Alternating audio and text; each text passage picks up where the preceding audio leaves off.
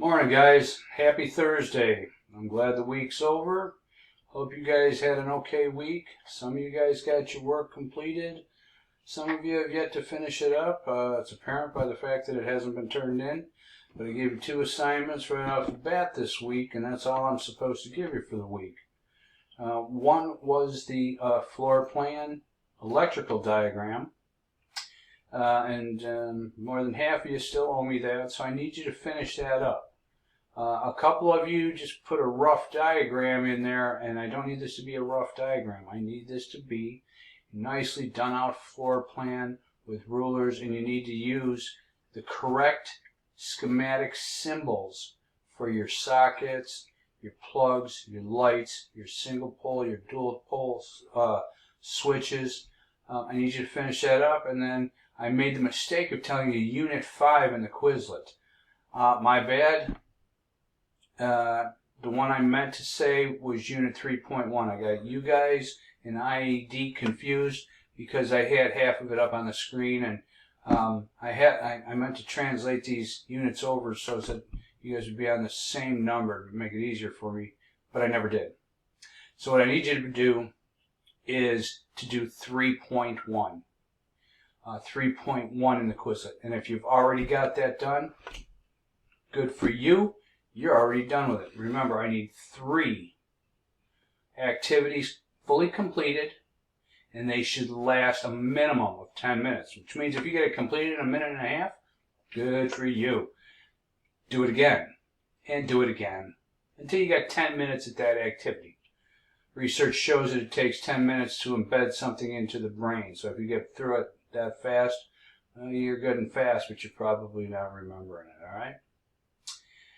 So anyways, to this side of me, you're going to see a long list of architects.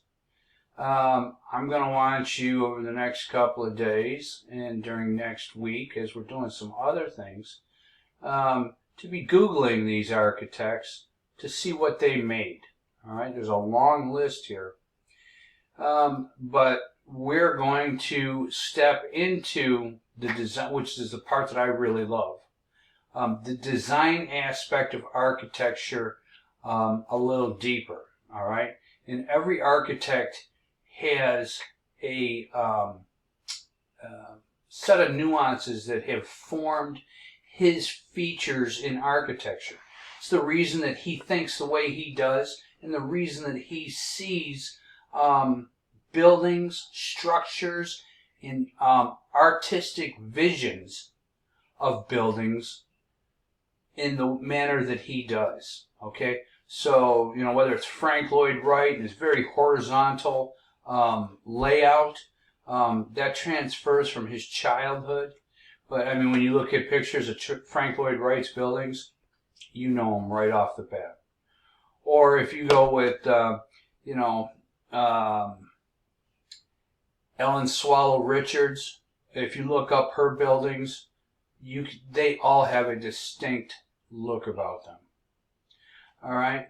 So what I want you to do is just copy and paste the name out of the list to the right, drop it into Google, and do an image search. And then as you're looking at the buildings, some of them you're going to look at and you're going to go, yeah, holy cow, that looks bad.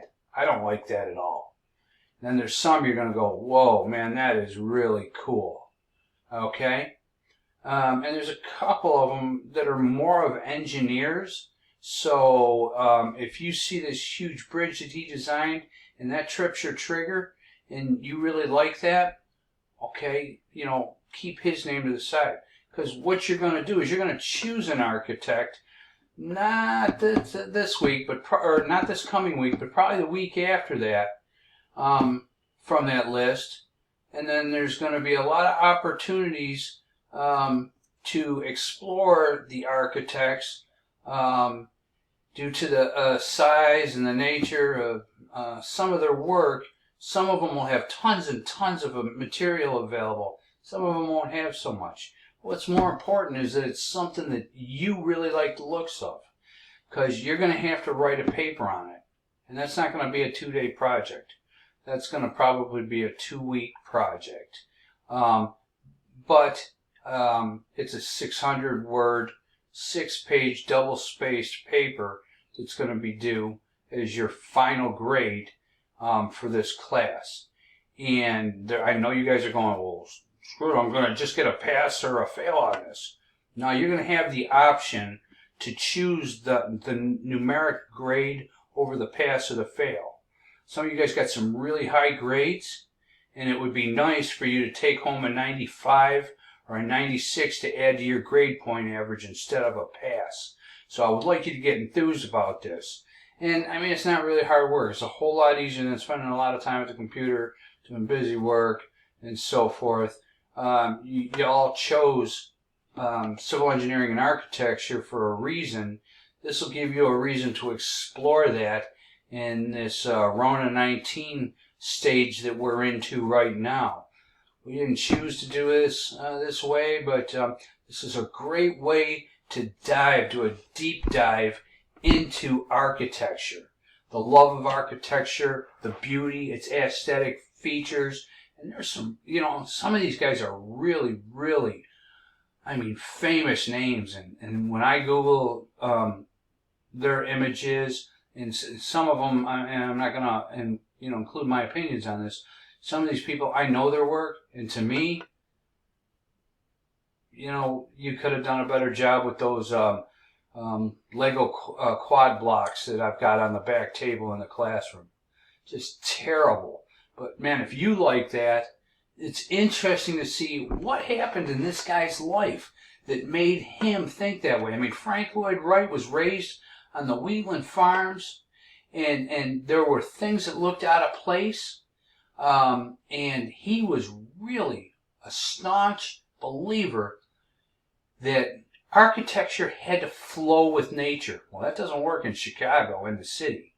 And it sure as heck doesn't work in Boston, because there's no nature in the background to blend with it. And that's why he was so particular about where his buildings went.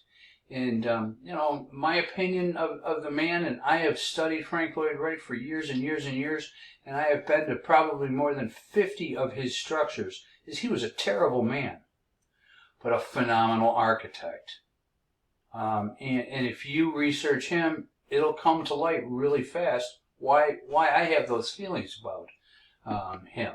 And most people do. Even when you go on his tours, they'll tell you, oh, he was a terrible person. But, that's for you to research. But there's some really cool stuff. Richard Morris Hunt, he's got some cool buildings, man. Seriously. But this is going to be a very long-term paper for you. And that list of names is over to the right-hand side. And tomorrow's Flex Friday, so you guys get to finish up anything that you didn't do up to this point. Work on it to try to get caught up.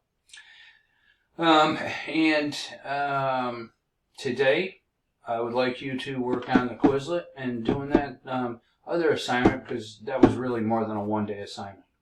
1 and 2, you guys did make no mistake, I am not criticizing your work at all.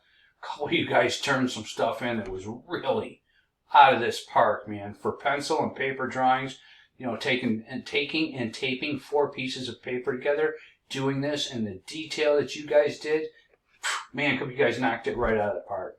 And I'm really proud of you guys for doing that too. Because there's a lot of kids in a lot of classes that just aren't doing anything, and you guys are putting out 100% effort, and I really appreciate that. So I'm going to let you go on that. I've already talked too long. Spend today doing that for me, and tomorrow, because it's Flex Friday, take a look at this list, man. Just, when you're sitting there and Netflix gets boring and you're all done with one thing, Google Louis Kahn's name and IMPs, and look at their buildings and say, no, not going to do him, not going to do her. Oh, maybe I'll do that. This guy looks like a freak in all of the leather and stuff like that. He looks like a biker. Maybe I'll look at his stuff. Check that out and make yourself a little list, all right? I'm not going to have to do this next week, but it's something we're going to have to do before the end of the school year. And most of your grades are doing really good, and I want you to be able to choose that option to take that grade. All right? Mo's out. See you guys. Have a good weekend.